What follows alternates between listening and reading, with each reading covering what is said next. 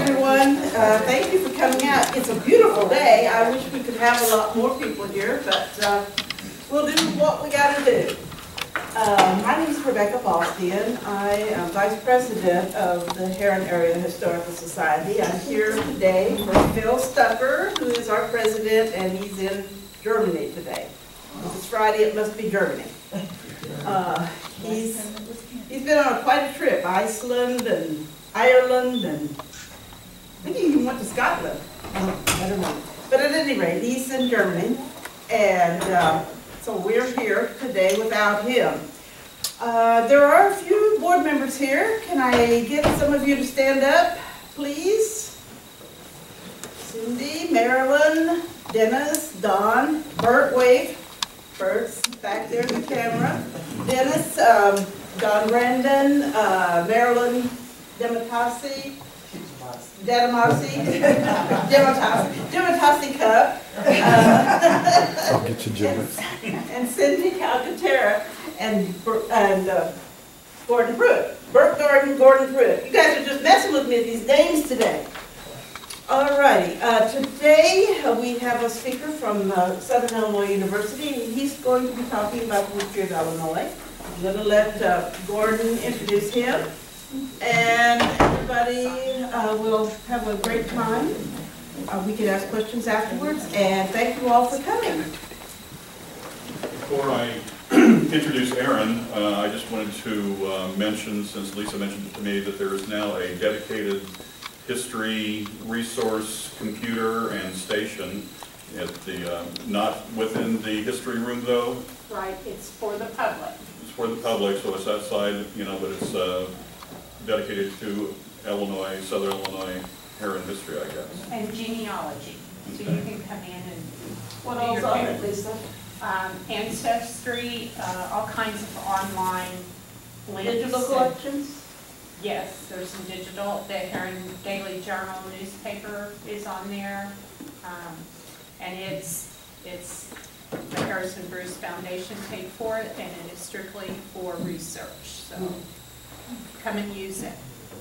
And also, there's a card on the literature table in the back that Lisa is holding up in a very nice Carol Merrill fashion, and. It's a snowy scene of Thatch Tot, Trevelyan's home, and was made as by the Friends of the Library?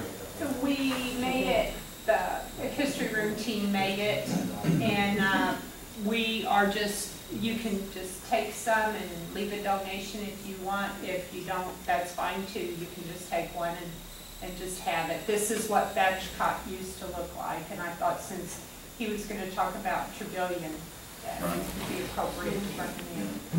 Yes. Absolutely. Well, people have asked me like where we get our programs, and you know, I just say it's where you find them. And today's program came about from a chance visit on my part to Special Collections and seeing display cases filled with wonderful rare maps of the earliest days of Illinois. I was captivated, and I learned that the display had been curated by today's guest, Herrin Leisig. Special Collections is the common ground for historians that I've called page turners and stone turners. And among the subject areas to be found there are such topics as Cold War political culture, American philosophy, theater, 20th century British and American literature, and World War I. Other areas include Irish studies, which includes the collection of Harley Pressman, the declined dentist who built a world-class collection of James Joyce material on a very modest budget. First Amendment Freedoms holds many scandalous volumes that challenge the laws of censorship. I'm either young enough or old enough to remember a conversation that retired Dean Ralph McCoy had with Professor John Y. Simon about a particularly scandalous volume that they were able to acquire, and apparently it tested the boundaries of censorship, but he was happy to add it to the collection anyway. But and there's also, of course, the Southern Illinois History and Culture collection that holds many treasures, including the Hal Trevelyan collection that we'll hear about today. Originally from the Chicago area, Herrin holds a bachelor's degree from the University of Chicago and master's degrees in English and history from SIU Carbondale. Formerly assistant editor on the papers of Ulysses S. Grant, he has spent the last 10 years with Special Collections, where he helps patrons from around the world navigate a wide variety of literary and historical collections. Ladies and gentlemen, Herrin Lyford.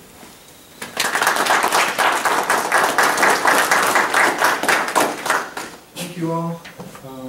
Thanks for coming out. So this is going to be kind of a hodgepodge talk a bit. One of the things I'm going to try to do is mark the Illinois Bicentennial with just an idea of some of the documents that we have in special collections at Morris Library that tie into the important documents in Illinois history. And so that's a way I thought we could mark the Bicentennial, which is coming up in a few weeks. So most of this will be about that. At the end, I'll talk a little bit about the Trevelyan collection, and also towards the end I'll try to tie in a few Herrin history-related items. But to start with, we'll mostly talk about just the state as a whole. And throughout I'll be trying to talk as much as I can about what we have at Special Collections in Morris Library. Special Collections is the archives of the library, and we sometimes call it the treasure room. It's where we hold all the unique things in the library that can't be on the shelves, can't be checked out. And we have different rules in Special Collections. Nothing can leave there, so we have a reading room where people come and sit. And we bring the materials out to them, and you sign in. And people come from all over the world, as Gordon said, to look at some of our collections. Especially our Irish literature collections, and which come from Harley Cressman, for the most part, or at least he started them. And also philosophy is a big thing. We have the papers of John Dewey, who's a major 20th century philosopher, well, stretching back into the 19th century. And then around Dewey, we have a whole constellation of other collections that people that were in Dewey's orbit. So that draws people from the Far East, from all over the world. And then a lot of the reference work that I do around the world is by email these days. So people will email me from Ireland or from France or Italy, Japan, and then they'll request something from one of our collections, and I'll scan it as a PDF and email it to them, which is all pretty amazing. And it saves them a big trip. I mean, sometimes they have to pay for it, and if they want a couple hundred pages, that'll add up, but it's nowhere near the cost of a plane flight. So it's worth it. It's kind of reference in the modern age. Anyway, let's get started on this, and I try to throw in a few fun little slides here and there. Some of it will be a little wordy because we're talking about letters and documents after all. But I'm not going to read everything on the screen. I'm just may read a sentence or two. But it's just to give you an idea of what we have. It's more like, don't worry too much about what's reading everything. This is an image of the library before it was renovated. For those of you who remember back then, this was from November 1967. I posted this on Facebook the other night. I do all the Facebook posts for the Morris Library, and there are I do a lot of history things, so if you're interested in that, you might want to, and if you're on Facebook, you might want to like our page. So I posted that the other night, and everybody kind of liked looking at that. And then we have a great postcard collection. This is possibly from the Trevelyan papers originally, but we've taken all our postcards and put them in one big collection. And they're mostly vintage 1900, 1910, and so these next few are Thanksgiving cards from about that era. Beautiful little things. I'd love to scan them on the holidays.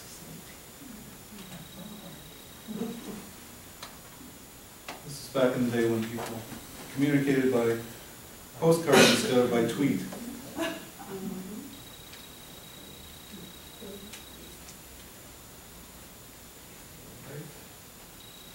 And then we also have a great collection of photographic negatives of the university, the history of the university, thousands of negatives. And that's a lot of what I do on the Facebook page for the library.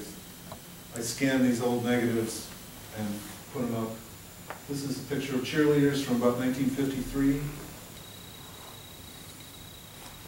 We also have the Daily Egyptian.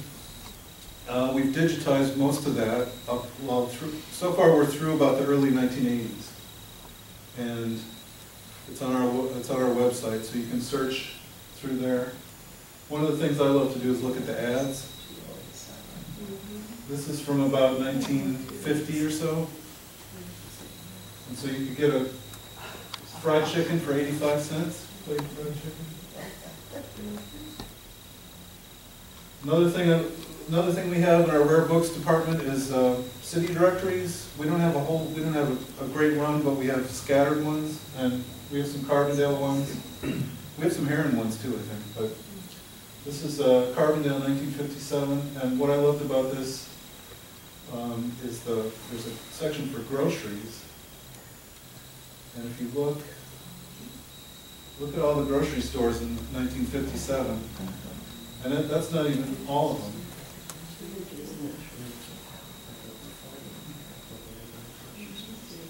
This is back before they were all consolidated, and that's the end of the list. So a couple dozen little grocery stores. It's a whole different world. And Kroger wasn't even a regular grocery store, it was just wholesale. All right, now I'm going to move into Gordon mentioned the exhibit on maps that he saw, which I had up the first part of this year as part of our bicentennial celebration.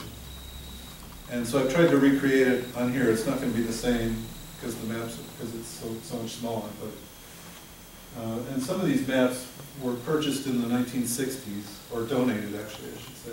And so that was a DE article about that. And then, so the bicentennial, we're in the middle of the bicentennial. The actual anniversary is December 3rd. The name of my little exhibit that I had up was called Settled from the Bottom Up. And as you all know, Illinois started at the very bottom and moved up. So in 1818, there were 35,000 people in Illinois, and almost all of them lived south of what would be the I-70 now. And I said I-70 because that includes all the people that lived around the east side of St. Louis. But otherwise, east of that, there was nothing until you got farther south. So most of them came up the Ohio, or down the Ohio, I should say, from the east, or came up from the south. And we have historical maps that show that pattern, and I'm going to show you some of those. Another thing that shows that pattern is the way the county governments were formed. In 1818, there were 15 counties, and 12 were in the southern third of the state. The rest of the state was divided into several huge counties, which had nobody in them, basically. But that changed pretty quickly. There were 33 by 1824, and 20 were in the south. And the current system was settled in 1859. So it hasn't changed since then.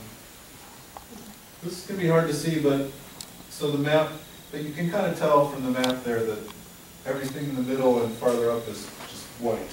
And the only marking is down by the south and along by St. Louis. That area near St. Louis was called Illinois Bottoms. And one of the books we have in Rare Books is a great little volume from 1822. We have a first edition, which is an account of Albion.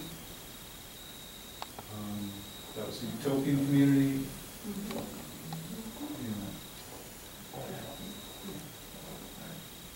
And this was a map that was folded inside our edition.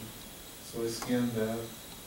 And again, this map dates to about 1818. And it just shows the bottom. Well, actually it shows the bottom of Lake Michigan. It's kind of distorted, as you can tell.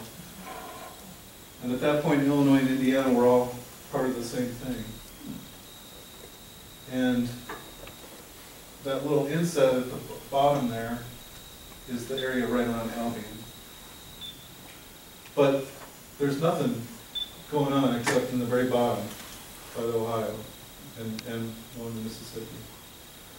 Then 4 years later, this map was published in Philadelphia. And this is I love the color in this map, and it really helps show how everything was blank except the bottom third. In this area along here, north of St. Louis, this was set aside for the soldiers of 1812. It was called the allotment. And there wasn't really anybody there at that point, but it was, there were a few settlers trickling in, but that was set aside for those soldiers. They all got some land if they wanted it. Now, a couple years later, the counties are we're starting to get more counties, but still the ones in the north are huge, and there's still nobody in them, really. This is again published in Philadelphia. But even though there's more of it is being filled in, you can still tell by the writing that most of the writing is in the south, most of the towns. Another document that we have from early statehood is this bank bond that's dated at Edwardsville in July of 1821. And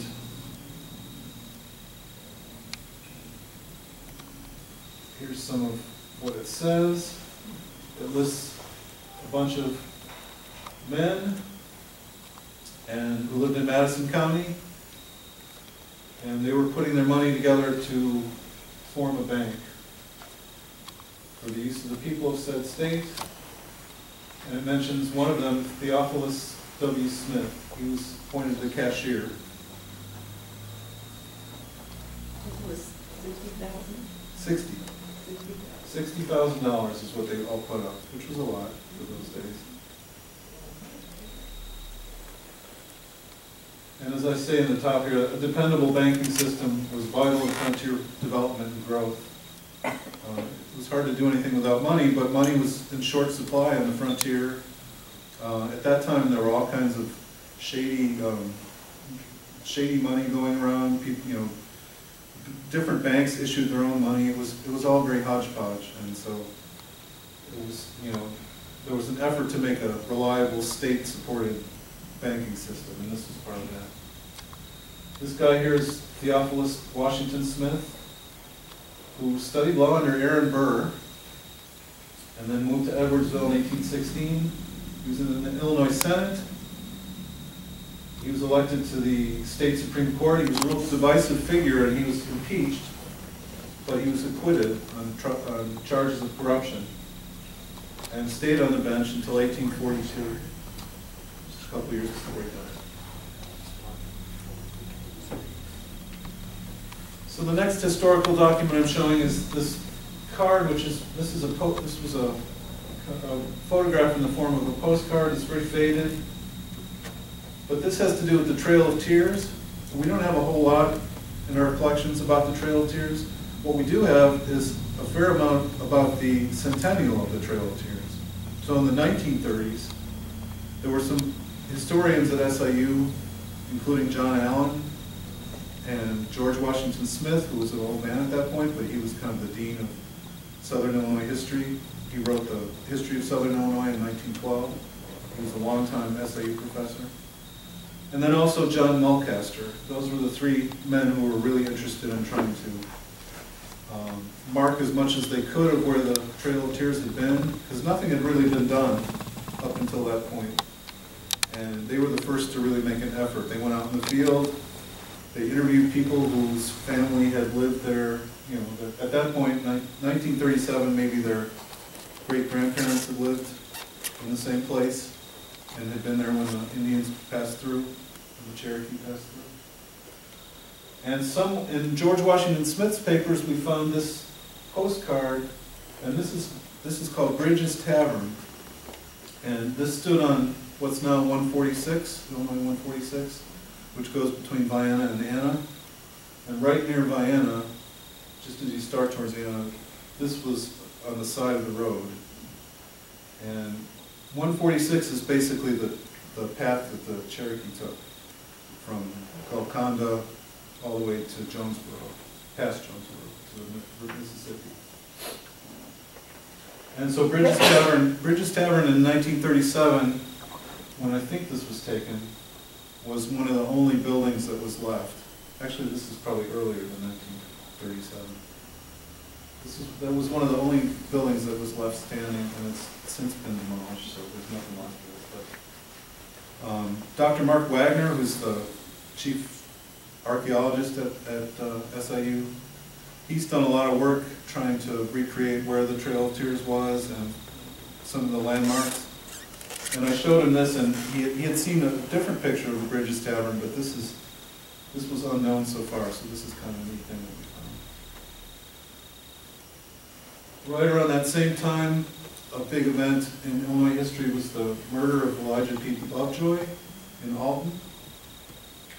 He was an abolitionist, and he was killed by a pro-slavery mob.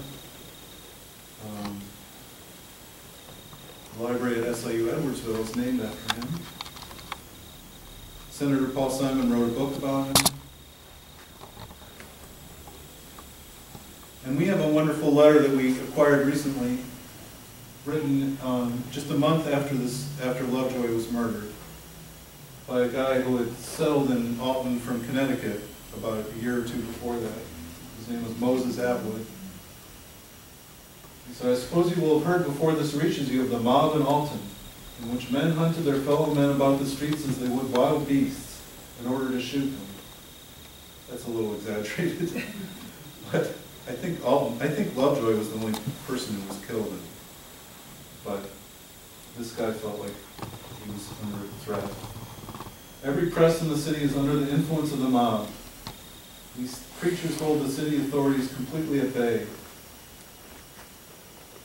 So he blames some of this, in his letter, he blames some of this mob on people from New Orleans who had come up to escape the yellow fever, which I had never heard of that before. But he calls them black, in this letter he calls them blacklegs from New Orleans, who have fled here to escape the yellow fever. So he blamed them for some of this pro-slavery sentiment. Anybody tell me who this is? Stephen Douglas. Right, and so one of my very favorite letters in our collections, and a letter that I love to show talking about Illinois history, is a letter from Douglas to Logan in November of 1857. So it was the year before the Lincoln-Douglas debates. And in this letter he talks about, it's basically plotting they were both Democrats, and so they were plotting the campaign strategy for the next year. And he's written from Chicago, where Douglas was living at the time. And that's a little too faint to read, but I zeroed in on the first part of it. It says, "I regret that I will not be able to carry out my cherished object of paying you a visit this fall. I intended to have made a thorough tour through Egypt." And that's also one of my favorite things about this letter, is that he uses the word Egypt, which had probably been used for 20 years before this, but this is one of the first times that I've seen it written like that in a letter. So I think this is a really cool letter for that reason. This was a letter that was just sitting in John Allen's collection. We have John Allen's papers, and it was just kind of hidden in there, and I don't know where he got it or how he got it, but I kind of rescued it and gave it its own little folder. So he couldn't make the trip because he had pleurisy. And I didn't reproduce the rest of this letter, but he goes on to talk about the Kansas-Nebraska Act, which he was the architect of, and which is one of the causes of the Civil War, is basically the cause of the foundation of the Republican Party, because the Whigs kind of split about that, and the Republicans, who were the ones who were really opposed to the Kansas-Nebraska Act, founded their own party, and with Lincoln and other people as prominent members. So it's a really important letter. And as I say, it leads to the Civil War, and so I'm going to talk a little bit about some of our Civil War collections. We have a real strong collection of Civil War letters, Civil War collections. And the neat thing about it is that they're mostly Southern Illinois soldiers. They were mostly donated by families. A lot of our stuff is purchased, but these were mostly donated. And one of them is this guy, Joseph Skipworth, who lived in Fredonia, which is no longer there, but it's right on the Williamson-Jackson County line. If you remember where Ike's used to be, it's about 2 or 3 miles just directly behind that, and there's a cemetery there now, but nothing else. There's no town there. But that's where he lived. And he joined the 31st Illinois, of which Logan was the colonel. And this is one of his letters to his wife. He was not a very literate person, although I'm not sure if he wrote these or if he had someone else who was equally, or maybe a little bit more literate than he was write them. But they're very phonetically spelled. If you look at that little red part on the top there, that's part of the letterhead of the stationery, and it's a little verse about standing up for the Union, which is very cool. So in November of 1861, right after the Battle of Belmont, he wrote to his wife, he says, "I will tell you all about the great battle that we had down here. I got a bayonet run through my arm, and a cannonball struck a tree close to me, and splinters hit me on the head and knocked me down. But thank God I got up. And then a man was shot right by my side, and I could not load my gun anymore, and I went to the hospital and had my arm dressed and fixed, and all. So I got shot in the back part of my head, but it did not happen to go through the skull, but it raised a knot on my head." It spells knot, N-O-T. All his letters are very phonetically spelled, which is real typical at that time. And he went all through the war. He wrote, one of my favorite letters from him was written from Savannah around Christmas of 1864, right after they took Savannah, Georgia. He was on the march to the sea with Sherman. And he wrote to his wife right around Christmas of 1864. He talks about he and some of his buddies bought a canteen full of whiskey and had a spree, which I think they deserved. And then this was a little verse at the end of this letter, this 1861 letter. And he does this in a couple of his letters. He makes up little rhymes. And he says, "We will make them sing a different song," and with another line, "You are the boys from Illinois, we dread to hear your guns. Colonel Logan and Colonel White," Colonel White was from Marion, he was the lieutenant colonel actually of that regiment, "who ain't afeard to fight, hollered, 'Stand to them, my bravely boy, and make them run or die.'" Another thing about his collection is he has these wonderful envelopes. This was an envelope on one of his letters. And I love this. The officer's trying to get the men to stand and look straight, and they're all looking at the girl was showing her hand. So it was kind of risque for 1862. And then this is another favorite of mine. And this is a joke on secession. And the real secession that was happening then was that all the former slaves were running away from the South. So a wonderful little cartoon. Then kind of on the opposite scale, we have a collection from this guy, Edwin Loosley, who was extremely literate. He was the opposite of Skipworth. He had been born in England and was raised in England, went to schools in England, so he had a great education. And his letters are really wonderful descriptions. He has a great description he has this long letter, a 20-page letter during the Vicksburg campaign where he talks about these battles in just great detail and how, and it's very gripping. He was a baker, and so he enlisted as a cook, but in the worst battles, he was in the front lines with everybody else. And he went through the whole war. After the war, he moved to Murfreesboro and was a baker and a grocer, and also served as city clerk. So this picture is from 1890, so quite a bit after the war. And his writing, That's just a little look at what his writing looked like. But I want to look at, so this is a transcription of that image. And so he's talking about, he went to training camp first in Anna, and then they went down to Cairo and they did some more training and waited to be sent somewhere. And so while he was in Cairo, he says, "Well, down there I went to where the two rivers meet, to the extreme point of free soil in the country. On one side was Kentucky, the other side Missouri, both slave states, both protectors of the institution that has already caused so much blood and misery and unhappiness, and broken up so many firesides. I could not help but regarding the war as but a great punishment for the great sin that has been committed for so many years. And I think the punishment is just, though the innocent may suffer with the guilty." So a very eloquent letter, and he does this in several different letters. He talks about the scourge of slavery and what a moral failing it was. And that's fairly uncommon, though. Most soldiers are not talking about that. They're just talking about what goes on in the camps, what maybe a description of a battle if you get lucky. But, you know, most of soldiering is sitting in the camp waiting for something to happen. That's mostly what they wrote about, what they had to eat, what the weather was like.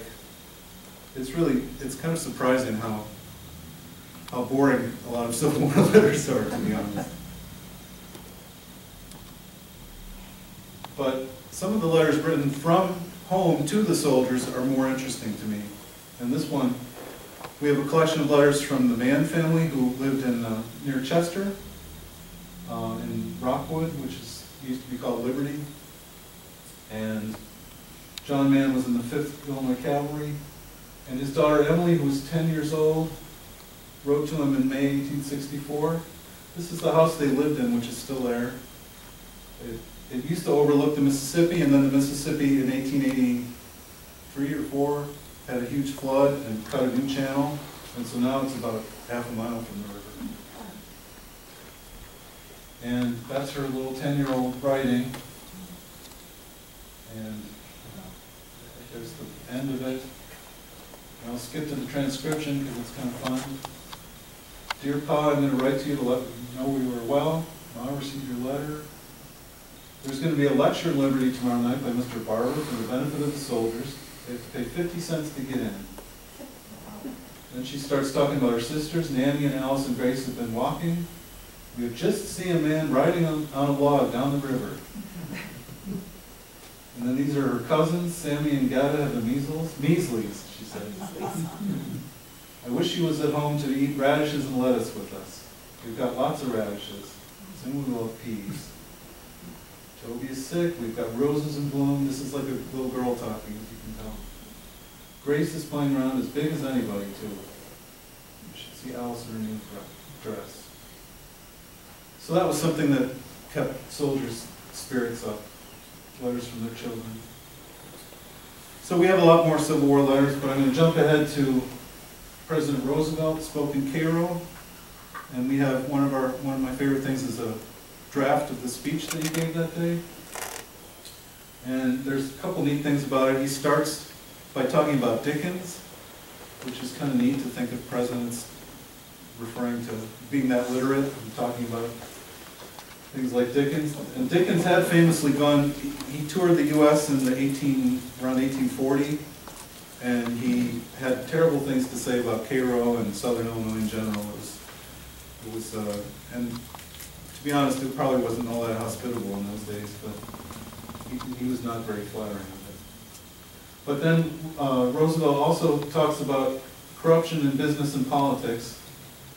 And he says, "Both stand on the same evil eminence of infamy." And I thought that was neat because obviously his cousin is probably best known for that word in his speeches. And there's the last page of the speech, which has some typed and also his own handwriting, writing in some last-minute changes. But I just zeroed in on this last part of the speech, and here's the word infamy there. The evil eminence of infamy.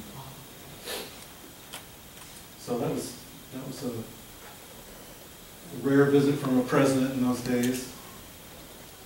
Now I'm jumping ahead to the influenza epidemic. We're just celebrating right now the centenary of the great influenza pandemic of 1918, which killed 500,000 people in this country. A lot of people don't realize that. Until you start looking back in your own family tree, if you had family that lived in the U.S. at that time, and then you'll almost always find somebody who died of that flu, whether a cousin or second cousin or closer. This is a photo from, it's not in our collection, this is from the National Museum of Medicine, but this is an open ward of influenza patients, Army patients, in 1918. And that's at Camp Funston, Kansas. So one letter we do have is this letter from October, which was right in the height of the epidemic. And it was a nurse who was working at Fort Sheridan near Chicago. She said, "We've had beds in every nook and corner at the hospital, and so busy we didn't know which end we were standing on.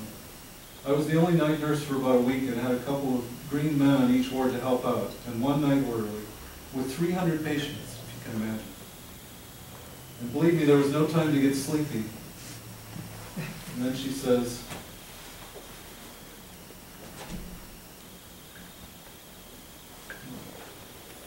I thought I had the last part. So, in the last part of the letter, she talks about these young men just dying all around her, and how they were, she couldn't believe that they were so young and healthy, and they were just dying like flies. And the reason for that was that the worst thing about that flu is that it attacked the people who were the most healthy were the most likely to succumb to it. And that had to do with the immune system and the way that it triggered the immune system. Basically, your immune system killed you because it went into overdrive and produced so much antibodies that you drowned in your own fluid. It was horrible. And that's just what her stationery looked like. Red Cross, YMCA, and she was in the Red Cross. This is from the Carbondale Free Press. It's just a notice from that same month saying that all public gatherings are prohibited, and you couldn't go to attendance on funerals, was limited to just immediate family. So this was all part of the quarantine that was set in. The interesting thing is that about a week before this, the Carbondale Free Press had this editorial basically saying, "Don't worry about this epidemic, it's all part of the war propaganda, it's not really happening." And they really suppressed the news. But if you read those issues carefully, it trickles in. You see little notices that so-and-so died of the grip, or so-and-so died of congestive something or other. But clearly they were all flu deaths. And it's a good example of how, at the time, they didn't really understand what was going on. And it just, it's only in retrospect that we can really see. Now we kind of get into the 20s, and so I have to mention the Herrin Massacre. We don't have a whole lot of material on that, but one of the neat things that we do have is this oral history that was made by SIU in the 1970s, 1978. Some of you may remember that. It was, I think it was a radio production, and they actually interviewed some of the people who had been witnesses. And even then, a lot of them didn't want to talk very much about it, but we do have some wonderful accounts in that.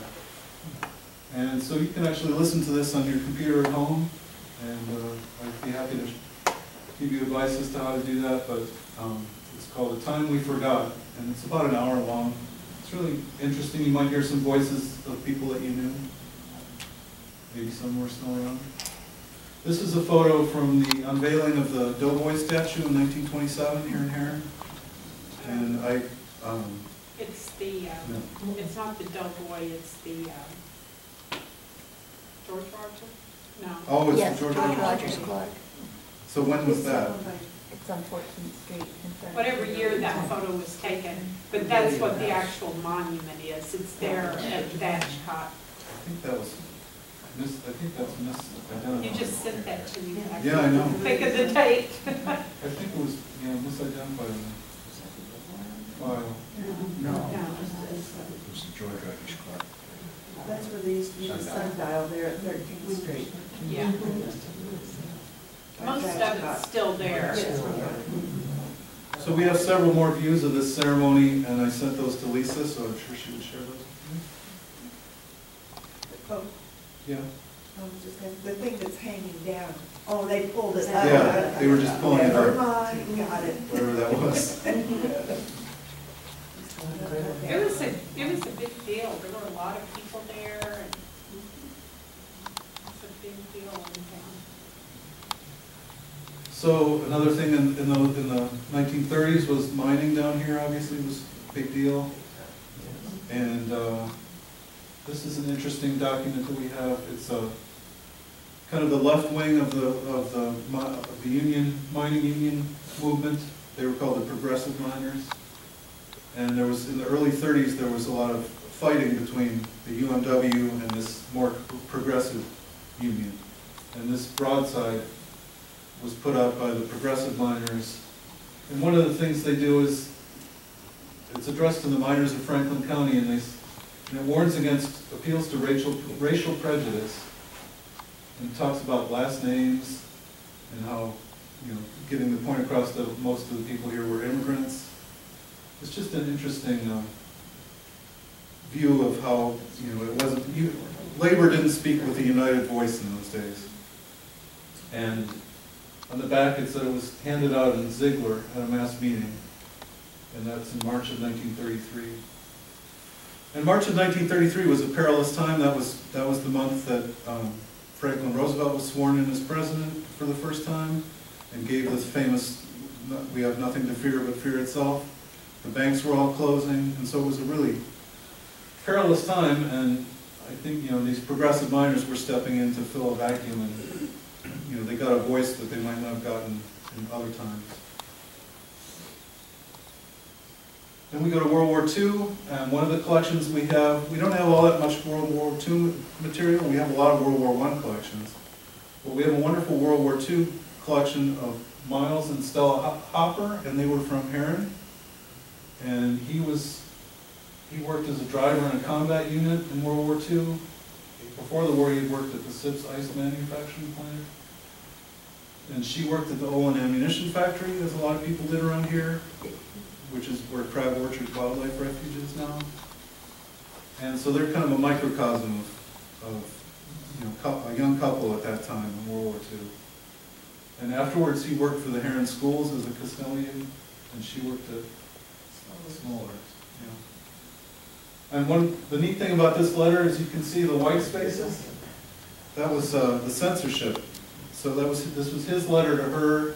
It was written a few weeks after D-Day, and so the censor snipped out a few things that he said that he wasn't supposed to say. And I focused in on the first one. Oops, sorry. He says, "Dearest darling, hello Shug, how are you tonight? Swell, I hope. He says, I'm awfully lonesome for you." He says, "As yet, Shug, we haven't," and then there's the blank space. And so what did he say? Maybe something like, "We haven't stopped fighting since arriving in France," or "We haven't slept since arriving in France." I mean, it was the 22nd, yeah. Yeah. So D-Day was what? How many days? Yeah. So two weeks before that. After that, yeah. Well, D-Day was before that. So we have examples. There are more examples in his letters of censored things, and we have also some World War I letters that are censored as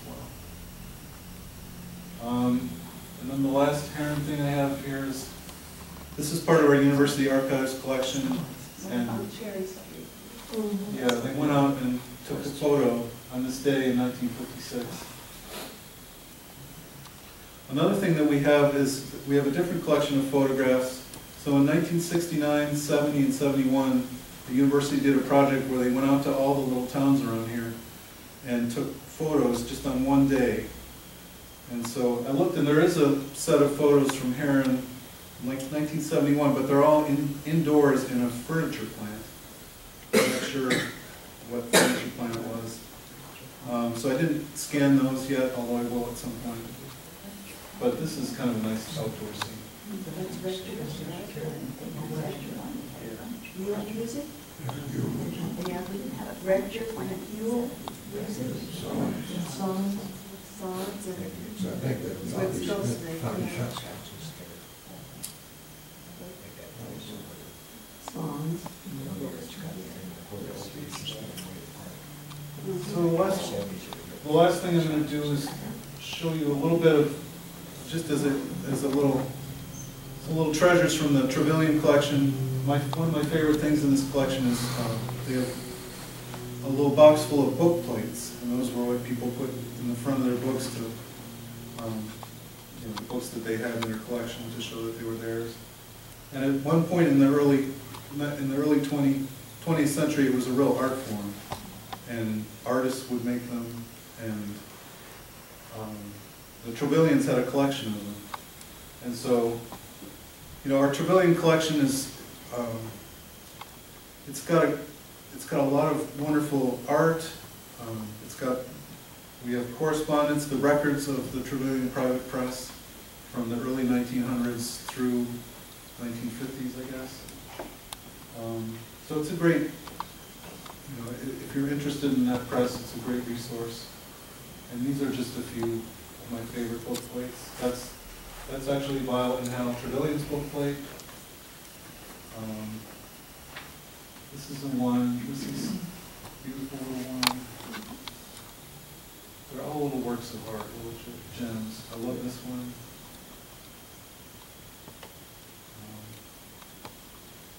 There's a Lady Godiva kind of one. This is my favorite, I think. I just think that's a neat thing that people study that. And then finally, this is Satchka, right? Yes. Study to be quiet. I love that. And that's my card, so if you guys have any questions or want to get in touch with me about any of this material, if you'd like to come do some research, I have a few of these that I can hand out. And, otherwise, thanks for listening, and if you have any questions, I'll be happy to answer them.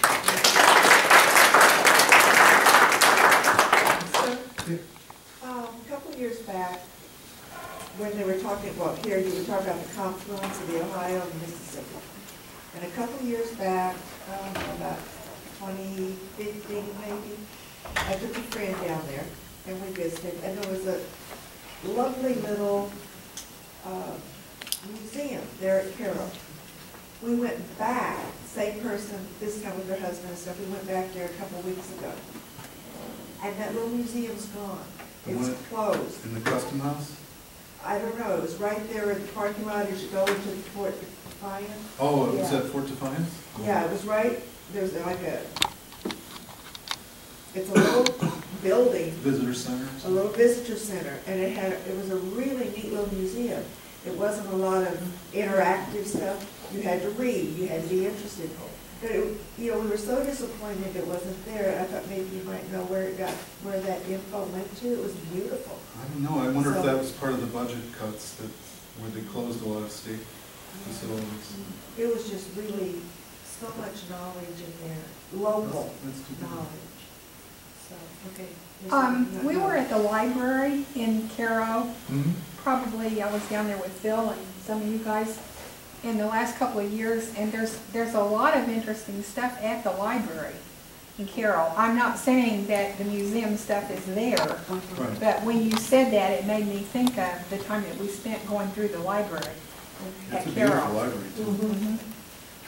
It's worth going just to see, Yeah, just to walk. it is a beautiful building also. Do they still have all that Civil War collection in the environmentally controlled part of that library? As far as I know.